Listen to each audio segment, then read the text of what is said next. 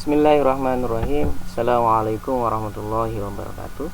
Di video kali ini saya akan menjelaskan analisis regresi linear berganda dengan bantuan software SPSS. Analisis regresi berganda ini tidak jauh berbeda dengan konsep analisis regresi linear ya. Di sini hanya IV-nya saja lebih dari satu. Bisa 2 IV, 3 IV sampai seterusnya. Ya, ilustrasinya seperti pola gambar seperti ini ya. Nah, ini adalah pola hubungan IV pertama, IV yang kedua, IV yang ketiga sampai IV berapapun gitu ya terhadap DV. Kemudian ada nilai residualnya. Kalau kita tuliskan persamaannya kurang lebih seperti ini. Informasi yang akan kita dapatkan dari analisis regresi berganda itu sama. Yang pertama nanti kita akan peroleh nilai R-square-nya, persentase varian dari DV yang terkait dengan tinggi rendahnya nilai seluruh IV secara bersama-sama. Nanti yang kedua adalah koefisien regresinya. Nah, koefisien regresi ini besarnya pengaruh itu nanti tergantung dari banyaknya IV ya.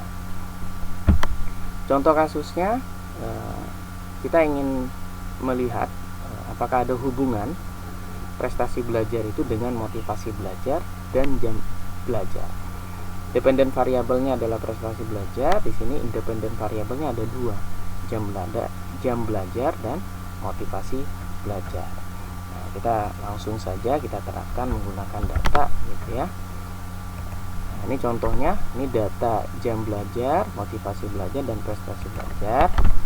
Kita langsung copy saja, kemudian kita paste di software SPS-nya ya, di variabel view-nya tinggal kita ganti.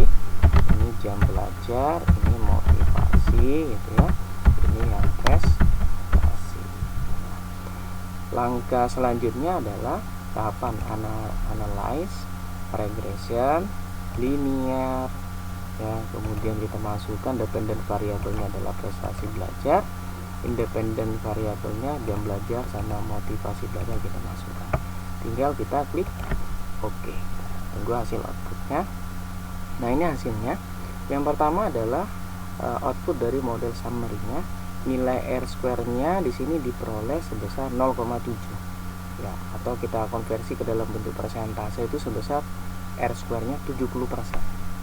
Bisa kita tafsirkan sebesar 70% tinggi rendahnya prestasi belajar itu dijelaskan oleh motivasi belajar dan jam belajar secara bersama-sama. Sisanya itu dipengaruhi oleh faktor lain, yaitu sisanya sebesar 30%.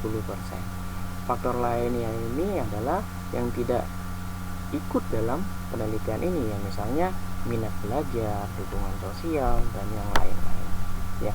Nah, nilai R-square yang kita peroleh sebesar 70% ini perlu kita uji secara statistik. Pengujiannya kita menggunakan uji F-ratio. F-ratio itu diperoleh dari tahapan analisis of varian, atau bisa kita lihat di tabel ANOVA-nya. F-rasionya ini atau uji F-nya itu diperoleh sebesar 19,818. Peluang untuk mendapatkan nilai F sebesar 19,818 ini adalah 0,000. Ini secara statistik signifikan karena kurang dari 0,05. Artinya apa? Nilai R-square yang kita peroleh sebesar 70% ini memang secara statistik signifikan dan bisa kita tafsirkan ya, sebesar 70% ini tinggi rendahnya prestasi belajar ini memang dipengaruhi secara bersama-sama oleh motivasi belajar dan jam belajar. Sisanya dipengaruhi oleh faktor lain yaitu 30%. Selanjutnya, informasi yang kedua adalah nilai koefisien regresinya. Di sini nilai koefisien regresinya untuk IV yang pertama yaitu jam belajar 2,634, standar errornya 0,836, nilai T hitungnya 3,15 ya. Peluang untuk mendapatkan nilai T hitung sebesar 3,15 ini adalah 0,006, dan ini secara statistik juga signifikan karena kurang dari 0,05 gitu ya. Nah, kalau dilihat dari nilai koefisiennya, ini ada kan nilainya positif ya. Bisa kita maknai semakin kita tambahkan jam belajar kita selama seminggu itu akan meningkatkan prestasi belajar kita. Gitu ya. Begitu juga sebaliknya. Sedangkan IV yang kedua yaitu motivasi belajar, koefisiennya diperoleh 2,109, standar errornya 0,941, nilai T hitungnya diperoleh 2,0 240 ya. Nilai T hitung ini diperoleh dari koefisien regresi dibagi dengan standar errornya ya. Nah, peluang untuk mendapatkan nilai T hitung sebesar 2,240 ini diperoleh 0,039. Secara statistik juga signifikan karena nilainya kurang dari 0,05 ya. Berarti motivasi belajar ini secara statistik memang mampu mempengaruhi prestasi belajar. Kalau dilihat dari koefisien regresinya, ini nilainya positif ya. Maknanya apa? Semakin kita tingkatkan motivasi belajar kita, itu akan meningkatkan prestasi belajar kita. Begitu juga sebaliknya ya. Kalau ditanya mana yang lebih besar pengaruhnya, jam belajar atau motivasi belajar terhadap prestasi belajar? Nah, kalau ditanya perbandingan pengaruhnya mana yang lebih besar, kita lihatnya di kolom standardized coefficient beta, karena ini adalah koefisien regresi yang sudah distandar bakukan ya. Skalanya sudah dibakukan sehingga lebih relatif kalau kita bandingkan.